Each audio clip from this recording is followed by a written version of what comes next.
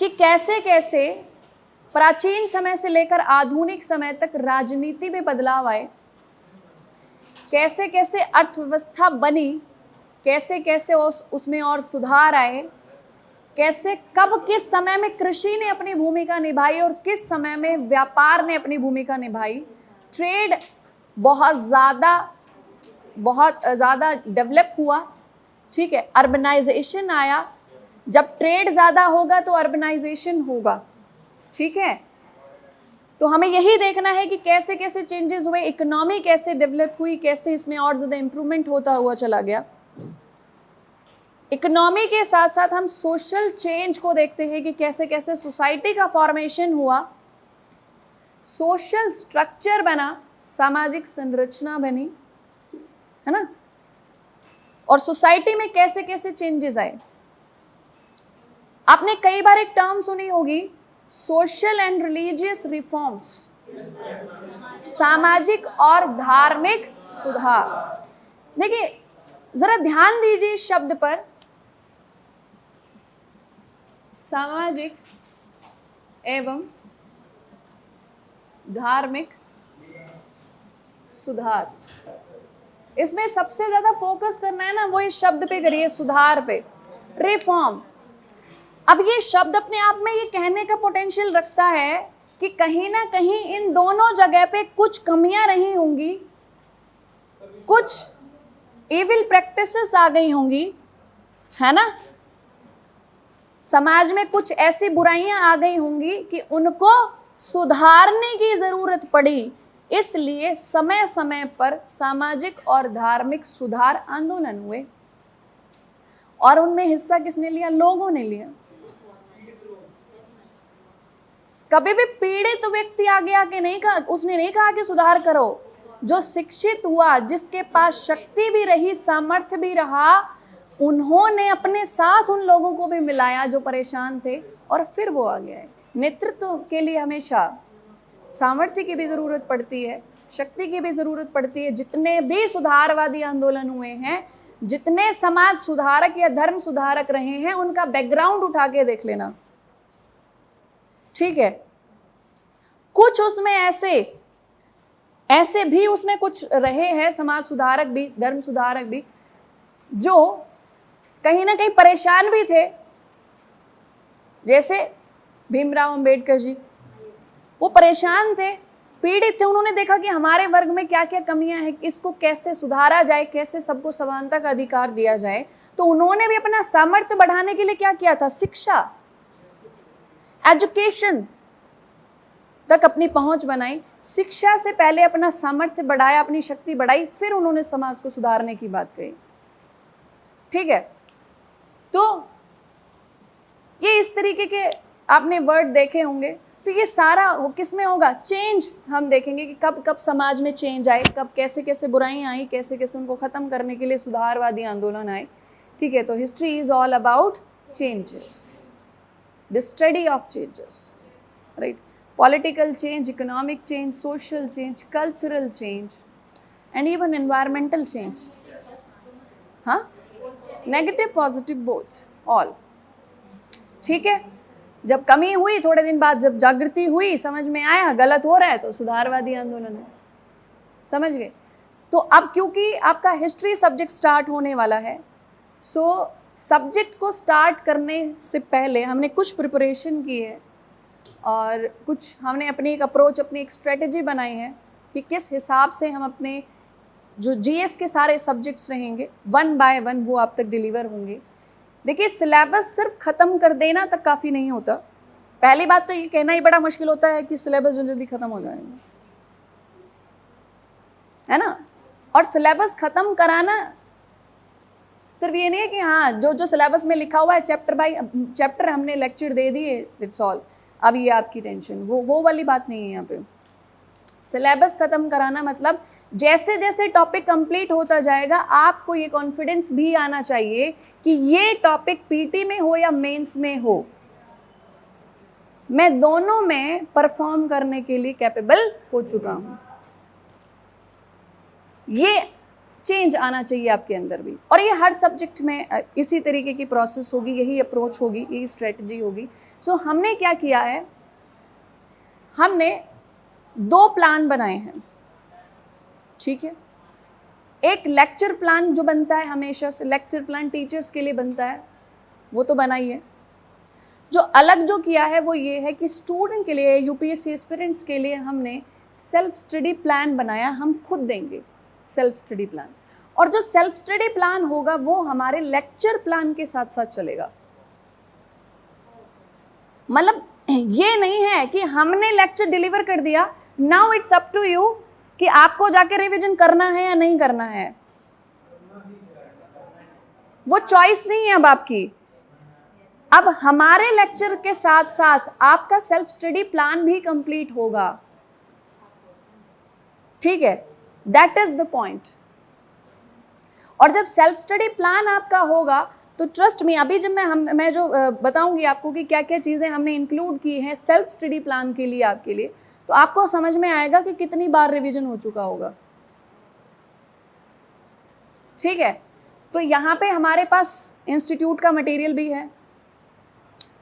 Institute का material बहुत अच्छे से बना हुआ है, हिंदी और इंग्लिश दोनों में है, सबको ये बुक्स भी मिलेंगी। इसके अलावा जैसे जैसे हमारी क्लासेस हुआ करेंगी तो क्लास में ही नोट्स बनेंगे, क्लास के नोट्स होंगे। जैसे हिस्ट्री सब्जेक्ट होगा तो मैं अपने नोट्स क्लास में डिक्टेट करूँगी, इंग्लिश के भी और हिंदी के भी।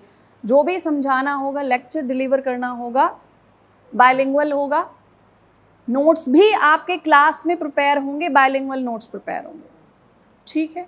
तो एक हो गया लेक्चर, उसके अकॉर्डिंग हो गए आपके क्लास नोट्स, ठीक है।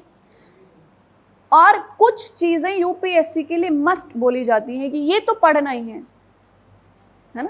अब हम जो क्लास नोट्स बनवाएंगे वो भी इम्पॉर्टेंट है। इंस्टीट्यूट का जो मटेरियल है ये भी बहुत ज़्यादा इम्पॉर्टेंट है, क्योंकि उसको डिज़ाइन ही इसी हिसाब से किया गया है। And third point is NCERT books, right, क्योंकि एनसीईआरटी बुक्स आपका बेस बनाती है, आपको स्ट्रॉन्ग बनाएंगी। क्योंकि जब तक टर्मिनोलॉजीज आपको नहीं पता होंगी, जब तक बेसिक कॉन्सेप्ट क्लियर नहीं होगा, आप बहुत अच्छे से ये नहीं कह सकते कि हाँ पीटी और मेंस में कर लूँगा, क्योंकि सीधे रेफरेंस मटेरियल पे आना वेरी डिफ़िकल्ट, राइट। सो एनसीईआरटी भी बहुत ज़्यादा ज़रूरी है। और यूपीएससी ये समझ लो कि कई बार डायरेक्टली एनसीईआरटी से क्वेश्चंस पुट कर लेती है, तो एनसीईआरटी भी ज़रूरी है, ठीक है।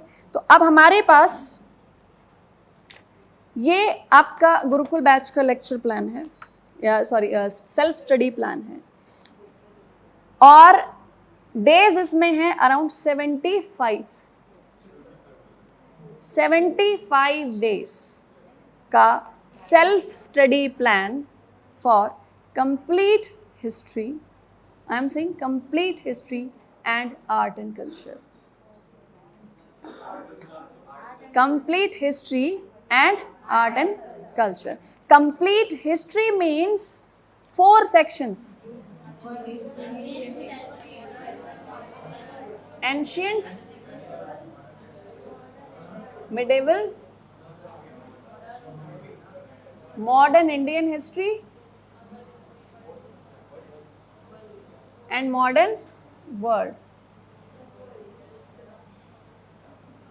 और फिर आर्ट एंड कल्चर। ये तो टोटल कितने सेक्शंस हैं? 5। बट ये जो है ये क्योंकि इन सब के कहीं ना कहीं इनके साथ में चलेगा तो काफ़ी कुछ आपका यहाँ पे कवर हो जाएगा, ठीक है। तो हमारा जो लेक्चर प्लान होगा, जो क्लासेस होंगी, वो भी इसी सीक्वेंस में चलेंगी, सही इसी सीक्वेंस में चलेंगी। ये नहीं होगा कि हम पहले मॉडर्न इंडियन हिस्ट्री पढ़ा दी फिर बाद में एंशिएंट, नहीं, सीक्वेंस हम यही फॉलो करेंगे, ancient, medieval, modern Indian history, modern world history, combined study करेंगे इनकी, कंपैरेटिव स्टडी करेंगे इनकी, ठीक है, ताकि आपको पता चले कि वर्ल्ड के जो इंसिडेंट्स थे उनका इंडियन पॉलिटी पर, इकोनॉमी पर, सोसाइटी पर कैसे इम्पैक्ट क्रिएट हो रहा था, वो सब, ठीक है। और उसके बाद हमारा आर्ट एंड कल्चर इसी हिसाब से पढ़ेंगे। अब ये हो गया हमारा लेक्चर वाइज चलेगा। उसके साथ साथ जैसे ही फर्स्ट डे से लेक्चर स्टार्ट हो जाएगा वैसे ही आपकी 75 डेज की ये सेल्फ स्टडी की प्लानिंग होगी। हिंदी और इंग्लिश दोनों के लिए मैंने बना दी है। और इसमें क्या क्या इंक्लूड है वो आप देखिए, अभी ये डिस्ट्रीब्यूट कर दिए, हो चुके हैं।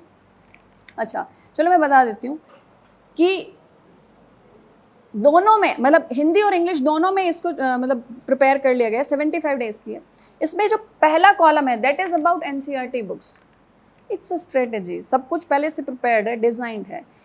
हम जो लेक्चर देंगे, ठीक है, वहाँ पे आपकी एनसीईआरटी की क्लासेस अलग होंगी, एडवांस लेवल की क्लासेस अलग होंगी। और आपकी सेल्फ स्टडी में भी क्या करना पड़ेगा आपको एनसीईआरटी, क्लास नोट्स और इंस्टीट्यूट के मटेरियल तीनों को साथ में लेके चलना पड़ेगा। अब तीनों का अब एकदम से ऐसे बर्डन नहीं कि जैसे मान लीजिए कि आईवीसी का टॉपिक है तो एक बार एनसीईआरटी से पढ़ लिया, फिर क्लास के नोट्स पढ़ लिए, फिर बुक पढ़ ली। कभी कभी आपको लगेगा ये तो ओवर बर्डन हो रहा है, वो नहीं किया हमने क्या किया, पहला जो प्लान बनाया उसी हिसाब से बनाया है कि हम सबसे पहले एनसीईआरटी पढ़ेंगे। सेल्फ स्टडी में आप लोग क्या पढ़ोगे? एनसीईआरटी, ठीक है। डे 1 से जो क्लास में जो नोट्स बनवाए जाएंगे वो क्लास नोट्स तो आपको हर रोज रिवाइज करना ही करना है। सेल्फ स्टडी में आप क्या करोगे? एनसीईआरटी पढ़ोगे, ठीक है। और इसमें कौन कौन सी एनसीईआरटीज को हमने इंक्लूड किया है वो भी बता दूं। हमने ओल्ड एनसीईआरटी को इसमें रखा है, ठीक है। Old NCERT, ancient Indian history मतलब प्राचीन भारत। 10 दिन आपको प्राचीन भारत की ओल्ड एनसीईआरटी सेल्फ स्टडी करनी है।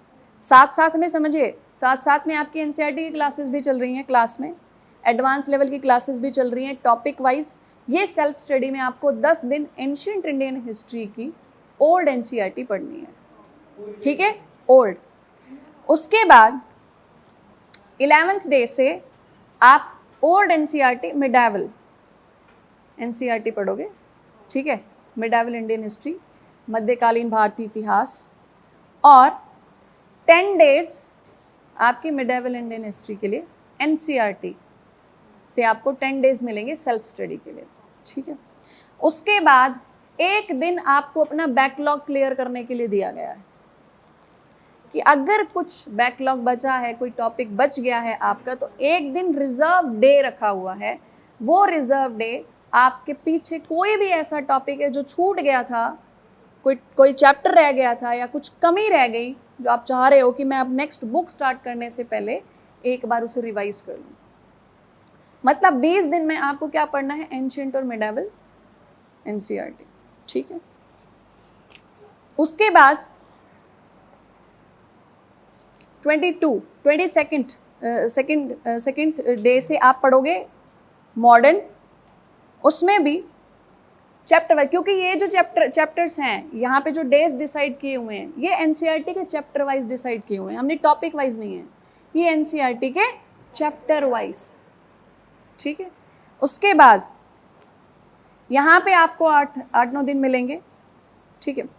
फिर एक दिन फिर रिजर्व कर दिया।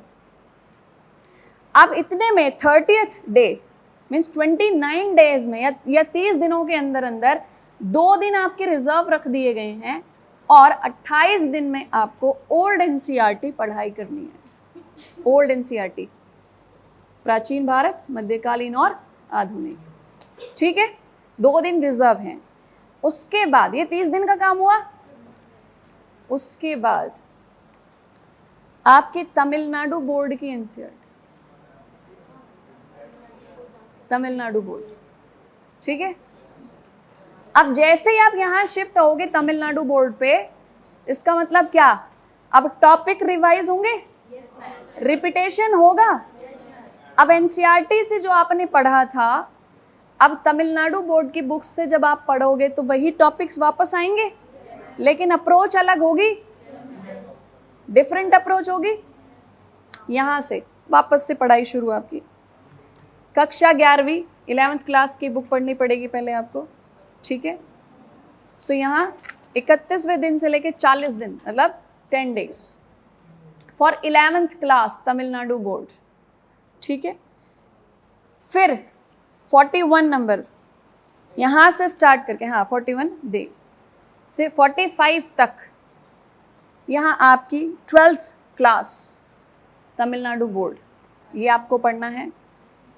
और 46th number day is reserved for the clearance of backlog, और कोई रिविजन करना हो खुद से, थोड़ा सा एक दिन ब्रेक लेना हो, रिजर्व रख दिया, एक दिन हमने यहाँ पे रिजर्व कर दिया। उसके बाद 47th डे से स्टार्ट होगा आपका इंस्टीट्यूट का मटेरियल, ठीक है, इंस्टीट्यूट की बुक 47th डे से, क्लियर। अब 47th डे से जब इंस्टीट्यूट की बुक स्टार्ट होगी, तब तक मुझे ये बताइए कि एक बार आप ये चीज़ें क्लास में, ध्यान से समझना, एक बार आप ये चीज़ क्लास में एनसीईआरटी की जो क्लासेस होंगी वहाँ पे आपका कवर हुआ चैप्टर वाइज।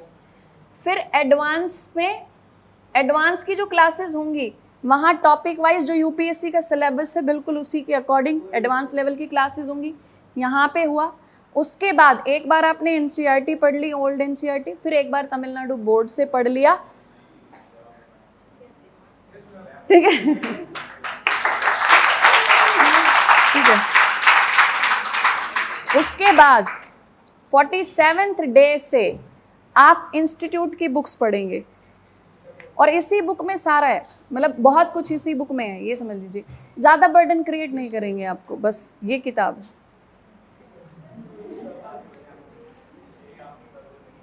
ठीक है। उसके बाद 47th से स्टार्ट करके 59th डे तक आपको स्टडी करनी है। 60th day is reserved. हाँ, अभी मतलब अभी यही चलेगा, ठीक है। 59th डे तक आपको कंटिन्यूसली स्टडी करनी है। 60th day is reserved. आप चाहो उससे बैकलॉग क्लियर कर सकते हो, एक दिन ब्रेक ले सकते हो, ठीक है। उसके बाद वापस से पढ़ाई, 5 दिन फिर पढ़ाई, फिर एक दिन रिजर्व रख दिया, क्योंकि ये 5 दिन में हमने मेडावल कंप्लीट करना है इस इनसे, ठीक है। उसके बाद 66th number day is reserved. फिर 67th डे से वापस से हमें मॉडर्न इंडियन हिस्ट्री पढ़नी है, from the arrival of European companies. जो यूरोपियन कंपनीज का भारत में आगमन हुआ था, वहाँ से हम टॉपिक स्टार्ट करेंगे। 67th डे से सेल्फ स्टडी में 74th डे तक आप ये कंप्लीट करोगे अपने इन बुक से। And 75th day again is reserved day to complete the backlog. Clear? That's not all. यहाँ सब कुछ खत्म थोड़ी होता है। अब देखो, अब इसके बाद क्या होगा। ये तो हो गया आपका सेल्फ स्टडी, ये हो गया हमारे लेक्चर प्लान।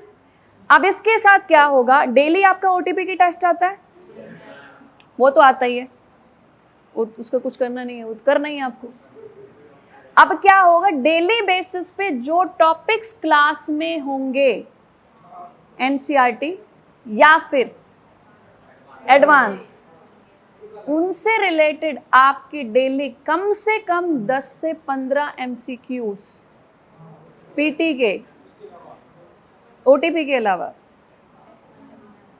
हर दिन क्लास के बाद हर दिन 10 से 15 questions PT point of view से आपको दिए जाएंगे, टॉपिक वाइज। जो यहाँ पे लेक्चर वाइज जाएंगे, ये जो आपके पास प्रैक्टिस के क्वेश्चंस जाएंगे, ये कैसे होंगे, लेक्चर वाइज जाएंगे, ठीक है। उसके बाद वीकली टेस्ट होगा आपका, या यूनिट वाइज टेस्ट होगा, कि एक वीक में अगर हमें लगे कि 2 या 3 टॉपिक कंप्लीट हो चुके हैं, इतना सेक्शन हमारा कंप्लीट हो चुका है, so there will be a test every week. Weekend में एक टेस्ट होगा आपका, अराउंड 50 क्वेश्चंस मिनिमम बता रही हूँ पीटी के। और क्योंकि ये जो शुरुआत का जो पोर्शन है एंशिएंट और मिडावल, यहाँ से मेंस में क्वेश्चन बहुत कम आते हैं, ठीक है।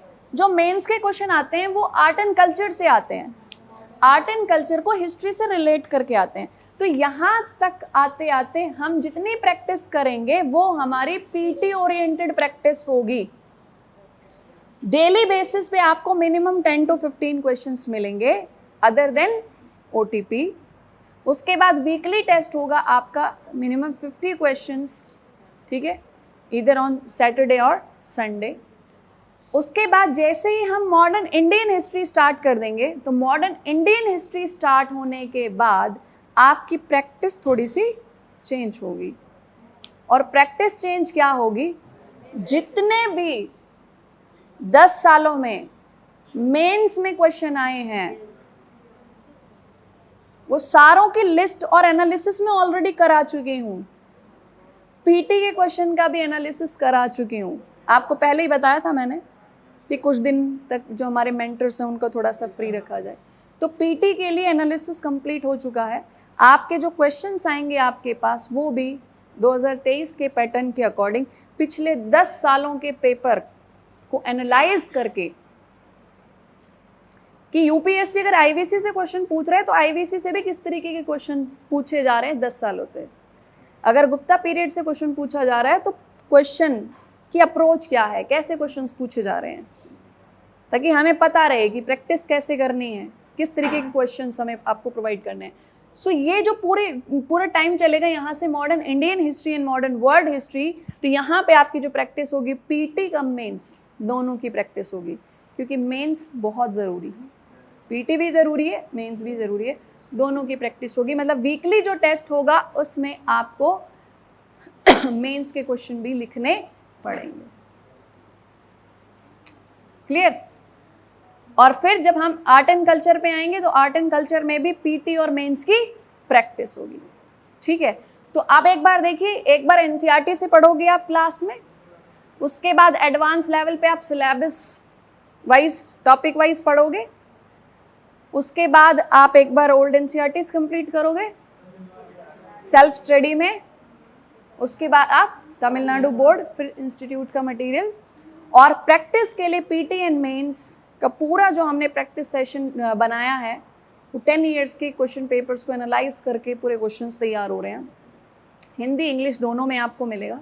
ठीक है, और इतनी प्रैक्टिस करने के बाद टारगेट हमारा ये है कि जैसे एक सब्जेक्ट कंप्लीट होता है ना, एक सब्जेक्ट, उसके बाद उस एक सब्जेक्ट के कंप्लीट होने तक लास्ट डे जो होगा आपको इतना कॉन्फिडेंस आ चुका होगा कि, क्योंकि और रीज़न क्या होगा इसके पीछे, क्योंकि आप पिछले 10 सालों के क्वेश्चन पेपर लगा चुके होंगे इन पूरे दिनों में।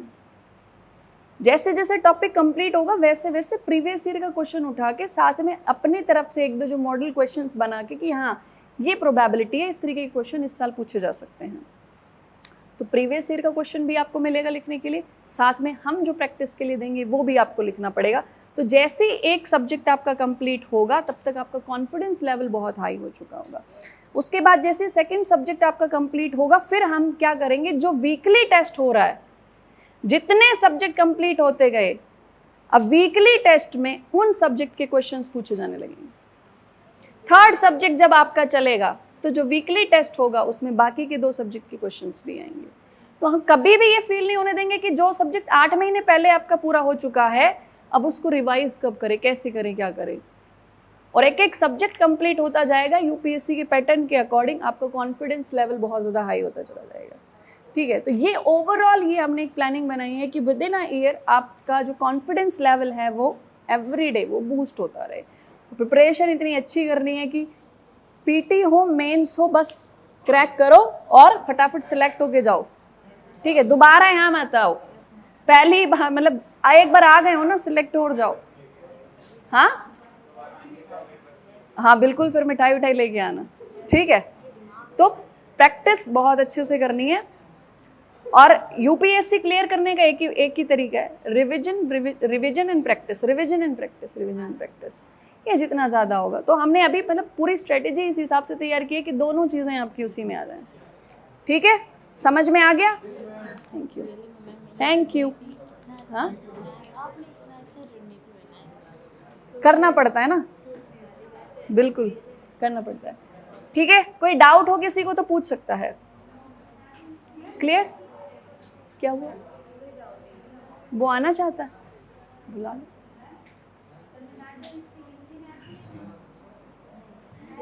करा लेंगे, उसको ट्रांसलेट करा लेंगे।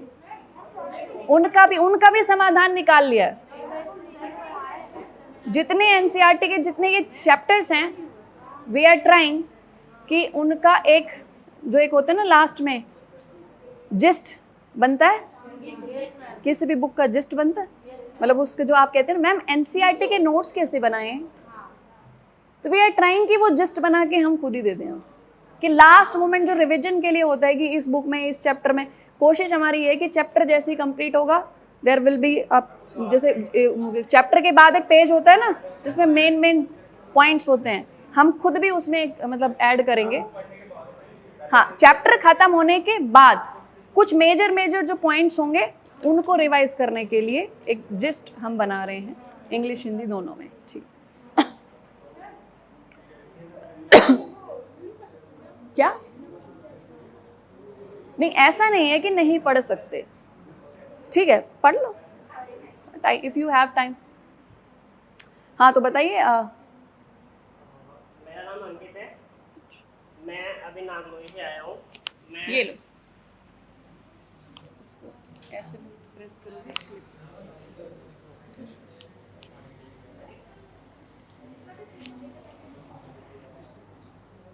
मेरा नाम अंकित है, मैं बीए कर रहा हूँ और मैं अभी नागलोई से आया हूँ। तो मैं ओजांग सर को लगभग 1.5-2 साल से सुन रहा हूँ, बट फॉलो मैं लगभग 1 साल से कर रहा हूँ। तो फॉलो करने के लिए ना पहले सर जो बोलते हैं कि 3-4 घंटे से प्रिपरेशन स्टार्ट करो, तो मैंने फॉलो किया उसको। उसके बाद फिर 2-3 महीने तक सिलेबस और प्रीवियस ईयर देखो, मैंने देखा। फिर उसके बाद कहते हैं कि एनसीईआरटी स्टार्ट करो, तो मैंने 2023 के जो स्टार्ट किया है मैंने एनसीईआरटी, तो पूरे अभी 6-7 महीने से मैं एनसीईआरटी भर रहा था। तो मुझे एक्साइटमेंट इतनी हो गई सुनील ओजांग सर से मिलने की कि मैं रोक नहीं पाया खुद को। तो मैं आज यहाँ पे आया हूँ, बट ओजांग सर मुझे नहीं मिल सके आज। सर कहीं चले गए थे, बिजी शेड्यूल है उनका। तो कहते हैं कि स्टार्टिंग में 3-4 घंटे पढ़ो, तो उस समय मैं प्रीवियस ईयर देखता था, सिलेबस देखता था। तो क्या हुआ कि 2-3 महीने फॉलो करे, उसके बाद आगे एग्ज़ाम दे लिया बीए वाला, और उसके बाद फिर से लग गया। जब 1 जनवरी थी ना, इतना जुनून, 3-4 महीने वो 3-4 घंटे से लेके 7 घंटे तक का वो इम्प्रूव करते करते वहाँ पे आ गया था मैं 7 घंटे पे। तो इतना जुनून हो गया था कि जैसे होता है ना कि 7 घंटे पढ़ने हैं तो पढ़ने हैं, तो वैसा वाला सीक्वेंस आ गया था मेरे अंदर। तो वो 1 जनवरी था, और जब सब नया साल मना रहे थे, मेरी मम्मी बोली कि रुक जा, आज नया साल है, खीर वीर खा के फिर चला जियो। लेकिन डेडिकेशन इतना हो जाता है ना कि जब आप 3-4 घंटे फॉलो करते हो, फिर आप रेस करते करते 7 घंटे पे पहुँचते हो ना, तो आपका इतना जुनून हो जाता है कि अब 7 घंटे पूरा नहीं हुआ ना तो नींद नहीं आएगी, वैसा वाला सिचुएशन हो जाता है। तो नॉर्मली मैं सर कहते हैं कि 1 दिन हफ्ते में छुट्टी रखनी चाहिए, तो मैं संडे को नहीं रखना चाहता था क्योंकि संडे को सारी चीज़ें बंद होती है, तो मैंने ट्यूसडे को रखा था। तो पिछले ट्यूसडे मैं वर्धमान सेंट्रल मॉल पहुंचा, और इस ट्यूसडे मैं यहाँ पे हूँ। Thank you. सो इसलिए मैं मिलने तो आया था लेकिन नहीं मिल सका, थोड़ा सा खेद तो है, लेकिन इन्होंने ऑर्गेनाइज कर दिया कि आप अपनी वीडियो के माध्यम से सर को कुछ कह सकते हो। तो मैं उनका तहे दिल से नमस्कार करना चाहता हूँ, शुक्रिया अदा करना चाहता हूँ कि उन्होंने मुझे गाइड किया। और अगर आप वो करते हो ना कि सीक्वेंस फॉलो करते हो, तो जैसे कहते हैं ना कि सेल्फ कॉन्फिडेंट आ जाता है, तो वो कॉन्फिडेंस आ गया है। और वो कहते हैं कि लोगों को फॉलो करना छोड़ देते हैं कि ये कह रहे थे ये नोट्स पढ़ो, वो नोट्स पढ़ो, तो वो छोड़ दिया है मैंने बस सिर्फ प्लान बनाया हुआ है 1 साल का, 1 दिन का, 1 महीने का, और ऐसे करके डिवाइड कर रखा है। तो 1 दिन मैं 7 घंटे पढ़ता हूँ, उससे ज़्यादा 1 मिनट भी नहीं पढ़ता। 7 घंटे पढ़ा, बढ़िया बिस्तर उठाया, चल दिया। लाइब्रेरी में पढ़ता हूँ मैं। तो और उसके बाद वो है कि मतलब इस महीने के लास्ट तक मुझे एनसीईआरटी मतलब वो हिस्ट्री पॉलिटी वाला जो है वो सेक्शन ख़त्म कर लेना है, तो ख़त्म कर लेना है। उसके बाद ज्योग्राफी इकोनॉमी का है नेक्स्ट 2 मंथ, तो उस 2 मंथ में मैं ज्योग्राफी इकोनॉमी पढ़ूंगा। उसके बाद फिर जो उसमें से सिलेबस, तब तक मैं छोड़ता नहीं, सिलेबस और प्रीवियस ईयर नहीं छोड़ता, वो हम अपने डेस्क पे रखते हैं हमेशा, क्योंकि सर ने बोला हुआ है और सर को फॉलो करते तो उसे छोड़ नहीं सकते। तो सिलेबस, जब भी कहीं डाउट लगता है तो सिलेबस उठाया, प्रीवियस ईयर उठाया और देख लिया एक बार। तो लास्ट में क्या होगा कि अब लास्ट में जब 2 महीने छोड़ रखा है कि लास्ट को नवंबर दिसंबर में मैं एनसीईआरटी के सिलेबस बाय नोट्स बना लूँगा और उसके बाद नेक्स्ट ईयर जो होगा 24 हमारा, तो उसमें जो भी है स्टैंडर्ड बुक होगा वो देखूंगा मैं। अभी मैं छूता भी नहीं है स्टैंडर्ड बुक को। NCERT पढ़ूंगा 1 साल, और सर ने बोला है कि ज़्यादा डीप में नहीं जाना, तो डीप में नहीं जाता। तो बस सर को इतना ही फॉलो करता हूँ, और इतना फॉलो करता हूँ कि अब वो जो कहते हैं ना वो मान लेता हूँ आराम से। और इससे क्या हुआ है कि अब ज़्यादा रिसोर्सेज के पीछे नहीं भागता, और रिसोर्सेज के पीछे नहीं भागूंगा तो हो जाएगा शायद। और कभी कभी इतना कॉन्फिडेंट हो जाता है कि लगता है कि मैं ही ज़्यादा कॉन्फिडेंट हो रहा हूँ। मेरा ही सिलेक्शन। ये जो पावर है ना, ये मेंटरशिप की पावर है, ठीक है, ये मेंटरशिप की पावर है। और सीरियसली मैं कहूँगी कि सर का जो मेंटरशिप प्रोग्राम है ना, इट्स वेरी नाइस, तो सभी के लिए है। और इतना दूर बैठ के मतलब अभी मुझे आपके बारे में पता चला, सुन के बहुत खुशी हुई। Thank you. और आई विल से कि ऐसे ही मेहनत करते रहो। देखो, विश्वास बनाना बहुत मुश्किल बात है, और हम सबके पास दिमाग है ना। किसी को कुछ दिनों के लिए फॉलो करना और किसी को लगातार सालों से फॉलो करना, दोनों में बड़ा अंतर है। और सालों तक आप जब फॉलो करने लगते हो, इसका मतलब आपका विश्वास पक्का हो चुका है, ठीक है। और विश्वास पक्का कैसे होता है? अपने एक्सपीरियंस से होता है।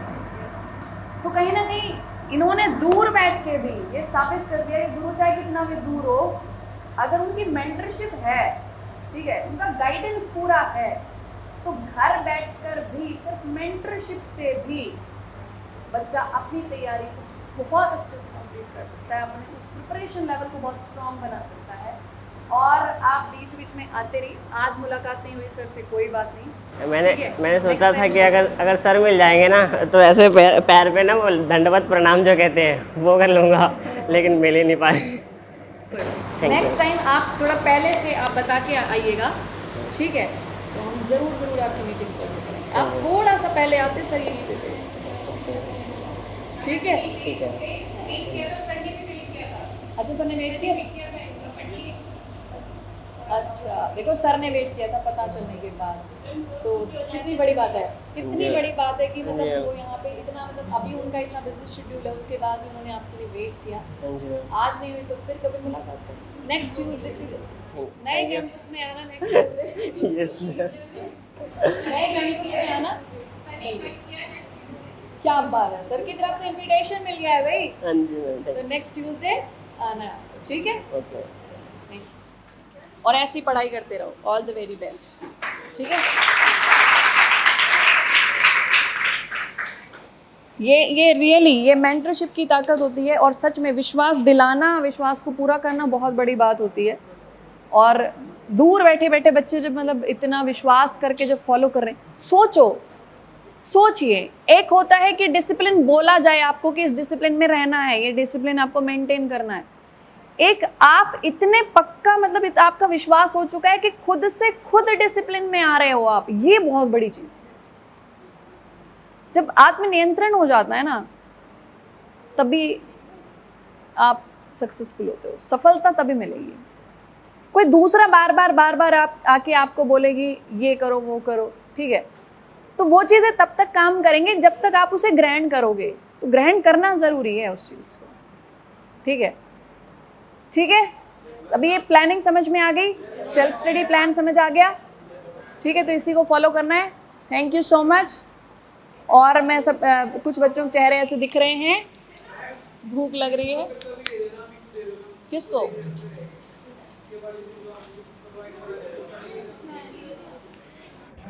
अभी ले जाओ आगे। बेचारों ने इतनी मेहनत की है, संजय ने इतनी मेहनत की है, उसने पूरे वो पैकेट्स खोल के सारी बुक्स निकाली हैं, यहाँ तक रख कर गए हैं। बेचारे की मेहनत, अब वापस से इनको पैक करेगा, है ना, शिफ्टिंग होगी, फिर वहाँ ले जाना पड़ेगा। अभी डिस्ट्रीब्यूट करा देते हैं। हाँ, तुम ला लीजिए कुछ हिंदी कुछ देते टाइम, एक दो चीज़ों को देते रहोगे, उन्हें जैसे देते बुक डिस्ट्रीब्यूट करते टाइम आप स्टेज पर बुला लीजिए और दे देंगे। बुक्स का ऑप्शन दिख जाएगा कि क्या है बुक्स, और ये सेल्फ स्टडी प्लान। हाँ, तो ऐसा कर लेते हैं। तो डिस्ट्रीब्यूट कौन करेगा? अमित और नहीं संजय अभी को बुला ले। नहीं अभी 2 को कर देते, 2-3 को, उसके बाद हम जैसे रिकॉर्ड ऑफ हो जाएगा तो हम दे देंगे सबको आराम से। फिर भी रिकॉर्डिंग, ये बच्चे तो चाहते नहीं है कि यूट्यूब पे जाए।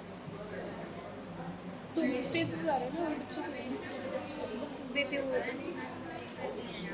ठीक। अच्छा चलो एक थोड़ा सा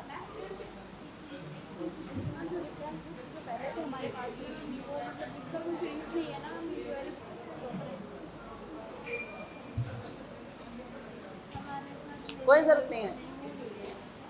ऑप्शनल के लिए जब बोलो पूछोगे ना तब बताऊंगी। चल रही? हाँ अच्छा अभी ये बुक्स डिस्ट्रीब्यूट होंगी।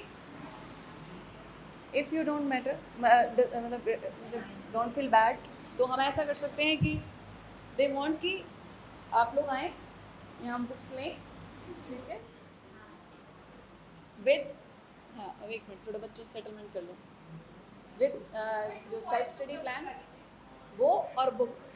So if you don't mind, Hindi वाले आ जाओ।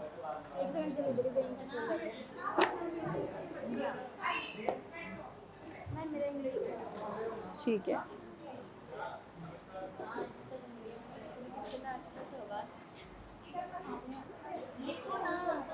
अच्छा अच्छा बेटे आप थोड़े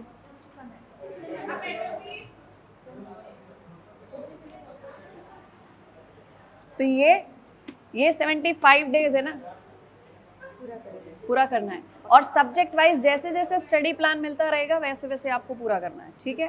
पक्की बात है? ठीक है ठीक है। अरे बस बस बस बस आओ इंग्लिश मीडियम के लिए ये लो, ठीक है? 75 डेज, अगर इसमें कोई डाउट हो तो पूछ लेना, ठीक है? चले बस बेटे बस, अरे ये सब ठीक है।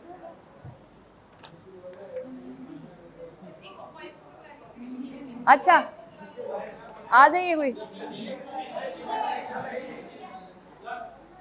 आओ। हाँ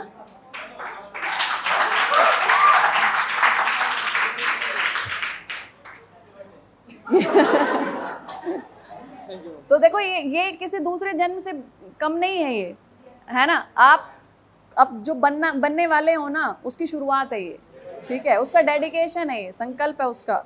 75 डेज स्टडी प्लान, इसको रख लेना है संभाल के, बस बस बस, ठीक है? हाँ अब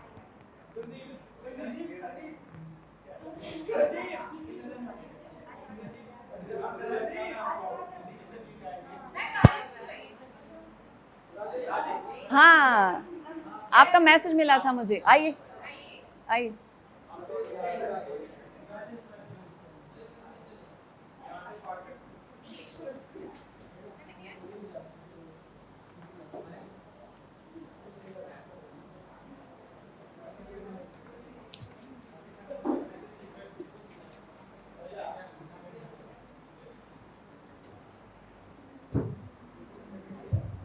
आपका इंग्लिश मीडियम है ना?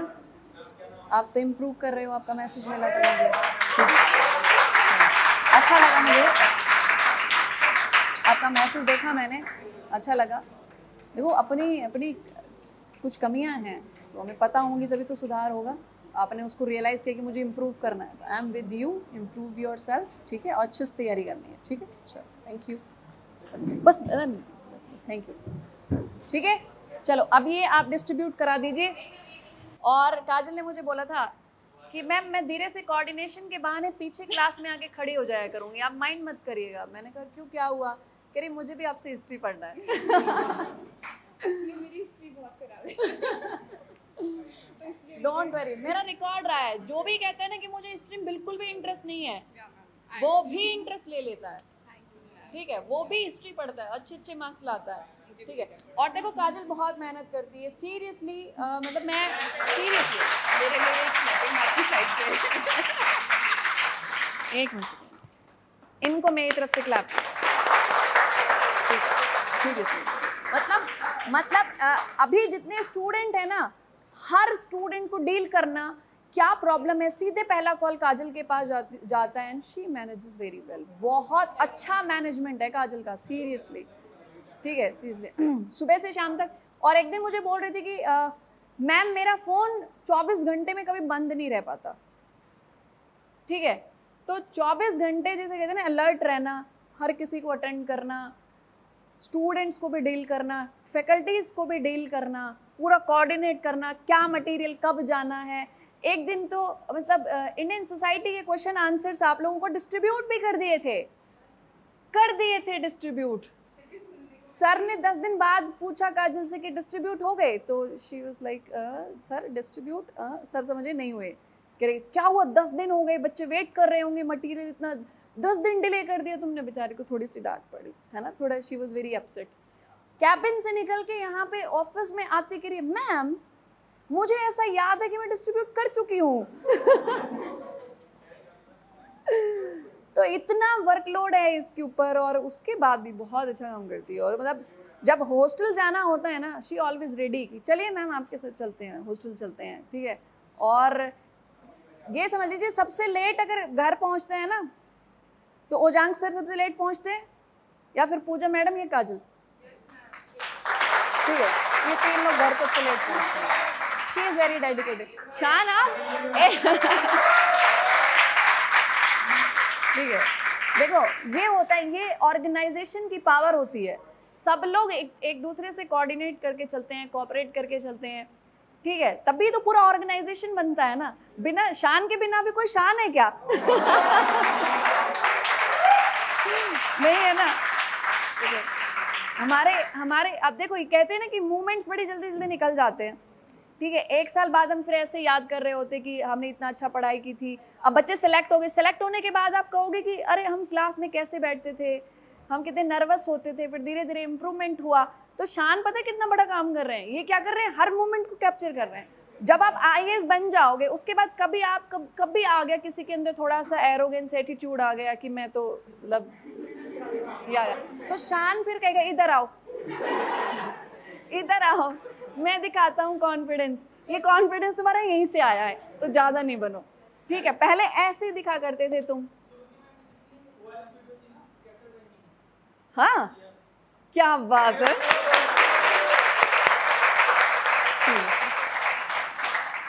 ठीक है।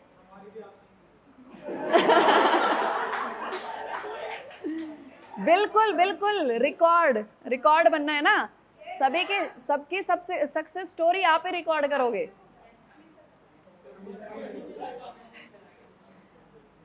अमित सर की बारी। अमित सर, अरे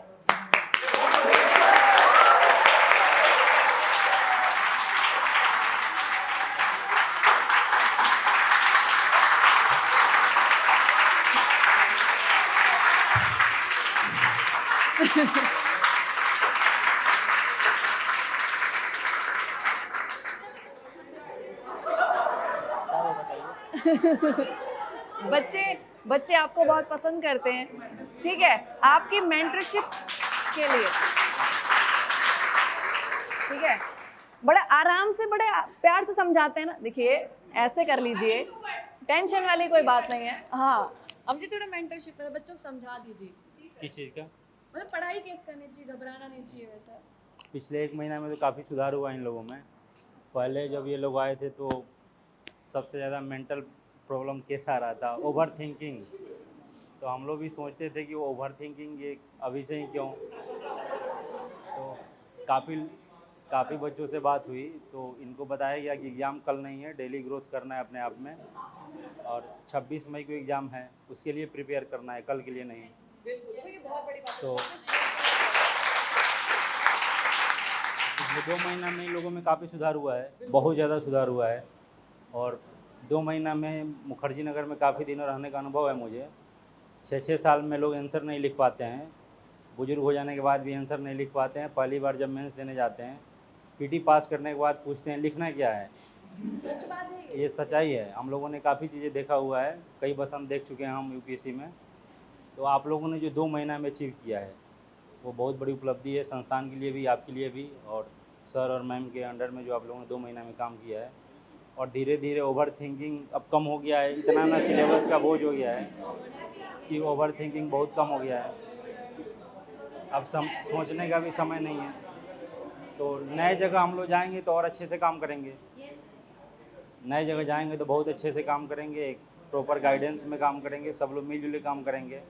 और यहाँ पे मैं तो बोलता ही हूँ कि सर हैं या बाकी हम लोग फ्रेंड्स की तरह कुछ भी बोल सकते हैं। सर से मैम से बहुत चीज़ें लड़के लोग नहीं बोल सकते हैं, लेकिन हम लोगों से तो कुछ भी बोल सकते हैं, कोई दिक्कत नहीं है। हाँ मतलब कुछ भी जो मन में डाउट हो पूछ लीजिए। अब मैम से आप लोग शर्मा सकते हैं, ओजांग सर से बहुत सारी चीज़ें आप नहीं शेयर कर सकते हैं।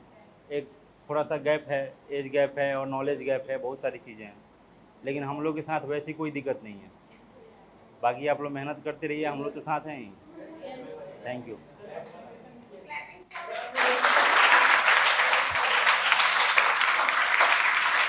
मतलब ये है कि बिना मेंटरशिप के और बिना सही स्ट्रेटजी के सिर्फ सिलेबस पूरा करने से कुछ भी नहीं होगा। ठीक है, सो मेंटरशिप बहुत ज़्यादा ज़रूरी है। फैकल्टीज़ अपना काम करती हैं, पढ़ा देती हैं, समझा देती हैं चीज़ों को। उसके बाद कब किस टाइम पे टेस्ट लेना है, कब आपका मटेरियल आपके पास जाना है, आपकी पर्सनल प्रॉब्लम्स, पढ़ाई से रिलेटेड आपकी जो प्रॉब्लम्स हैं, ठीक है। और ये सच बात है, शुरुआत में जब आपकी डायरी आती थी ना तो दिखाया करते थे हमें जी, कहते थे कि मैम देखिए इसका क्या करें, कह रहे हैं घर की याद आ रही है ना, ओवर थिंकिंग हो रही, रात में नींद नहीं आ रही, ठीक है, घर के खाने की याद आ रही है। अब मैम इसका कैसे समाधान किया जाए? फिर धीरे धीरे काउंसलिंग के थ्रू 1 by 1 है ना, 1 to 1 काउंसलिंग आप लोगों की हुई, तो वो काउंसलिंग ने और मतलब काफ़ी कुछ चेंज, अमित सर खुद बोलते हैं कि बच्चों में बहुत ज़्यादा चेंज।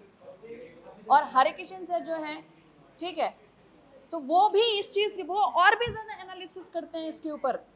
उन्होंने तो पूरी लिस्ट कैटेगराइज कर ली। उन्होंने कहा कि ये वो हैं जिनके साइकोलॉजिकल इश्यूज बार बार आते हैं, ये वो हैं जिनको खाने पीने में ज़्यादा दिक्कत होती है, पढ़ाई लिखाई में थोड़ी दिक्कत ज़्यादा होती है, ठीक है। तो उन्होंने तो ऐसे इस तरीके से कैटेगरीज बना ली सबकी, ताकि उस हिसाब से डील किया जाए, ताकि फिर एक रिपोर्ट हमारे पास तैयार हो कि एक बच्चा 10 दिन लगातार इस टाइप की इश्यूज लिख रहा था, धीरे धीरे वो इश्यूज उसने मेंशन करने कम कर दिए, इसका मतलब अब उसका ध्यान दूसरी तरफ पढ़ाई कर रहा है। वो आपकी जो डायरी होती है ना, कुंडली होती है वो आपकी, तो उसमें जो लिख रहे हो आप, वो ये समझा देता है कि आपका फोकस अब कहाँ जा रहा है।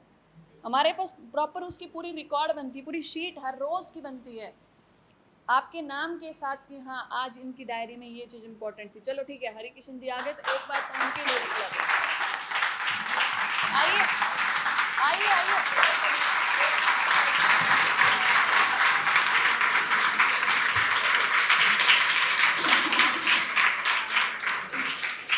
आपकी मेंटरशिप के लिए, ठीक है, सबकी तरफ से बहुत बहुत थैंक यू। और देखो 2 महीने से अमित जी मतलब इस काम में लगे हुए थे। अमित जी बहुत अच्छे से आपको जानते हैं, 2 महीने बहुत ज़्यादा लंबा टाइम हो जाता है। हरि किशन जी ने भी कम टाइम में बहुत ज़्यादा कोशिश की है, ठीक है। और आपकी डायरी की वजह से, आपकी डायरी ही सब कुछ है, ठीक है, वही सब कुछ डायरी में आपको सारी इन्फॉर्मेशन मिल जाती है कि हाँ आप किस तरफ जा रहे हैं आप, और धीरे धीरे उसमें इम्प्रूवमेंट मिलती है, तो हमें भी अच्छा लगता है कि हाँ अब सही ट्रैक पे चल रहा है बच्चा। वो बहुत ज़रूरी है। देखो सिर्फ सिलेबस बच्चा कवर करता जाए और बैक ऑफ द माइंड उसके टेंशन चलती जा रही है, कॉन्फिडेंस नहीं आ रहा है, तो पढ़ाई पूरी नहीं समझी जाती। सिर्फ सिलेबस कंप्लीट करना ही तो सब कुछ नहीं होता ना, एग्ज़ाम क्रैक करना सब कुछ होता है। एग्ज़ाम क्रैक करने के लिए उस बच्चे की ओवरऑल पर्सनालिटी होनी चाहिए, उसका माइंड स्ट्रांग होना चाहिए, ठीक है, डेडिकेशन अच्छा होना चाहिए। और वो सब हम कैसे कर पा रहे हैं, क्योंकि हमारे जो मेंटर्स हैं वो आपकी डायरी के थ्रू आपको एनालाइज करके आपकी प्रॉब्लम्स हम तक समझा रहे कि किस तरीके का माहौल है बच्चों का, ठीक है, कितना इम्प्रूवमेंट है। और कई बार तो 1 to 1 खुद से ही वो डील करते हैं, है ना। तो सबके लिए, हमारे सारे मेंटर्स के लिए, हमारी काजल मैम की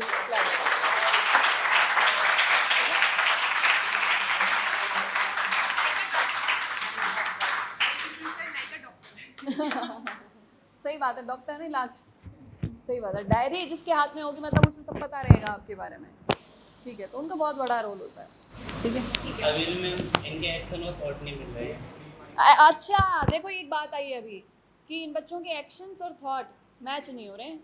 बहुत से लोग बहुत हाई लेवल की बातें करते हैं पर डायरी में वो थॉट नहीं आते हैं। हाँ तो ये आगे से खुद ही ध्यान रखें अपना। अच्छा, नहीं, नाम तुम्हें इनको तो पता है? specially नहीं बोला। देखो इनको सबके बारे में पता होगा, उन्होंने नाम सही तो पूरे नाम के साथ मेंशन कर लिया होगा, शीट में फिल कर दिया होगा, एंट्री डाल दी होगी, मैंने लिख दिया है। लिख दिया ना, ये राइट। और प्रवीण सर आ गए क्या? प्रवीण सर आ गए हैं? हाँ भेजिए अगर आ गया तो।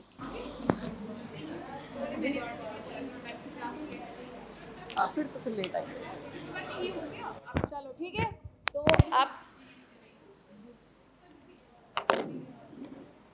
आप लोग जाइए खाना खाइए। अच्छा आ जाइए, आपको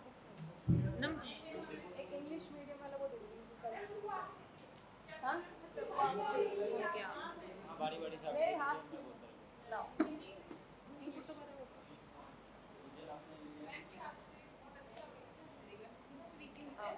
मैम हिंदी ठीक है, 75 डेज डेडिकेशन के साथ, ठीक है, वेरी गुड। मैम हिंदी का हिंदी ये देखिए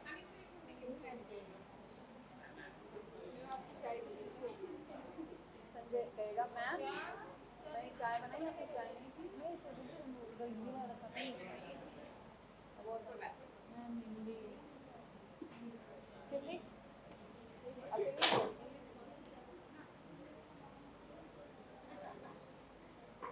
बॉटम गिरा दिया क्या? ठीक है, अच्छे से पढ़ाई करो। ठीक है।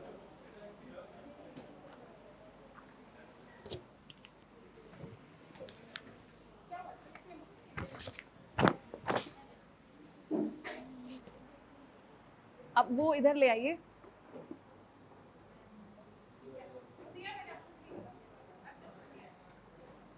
चलो हिंदी मीडियम, ठीक है, सब्जेक्ट वाइज अच्छे से प्रिपेयर करना है, मन लगा के पढ़ना है, बस ठीक है।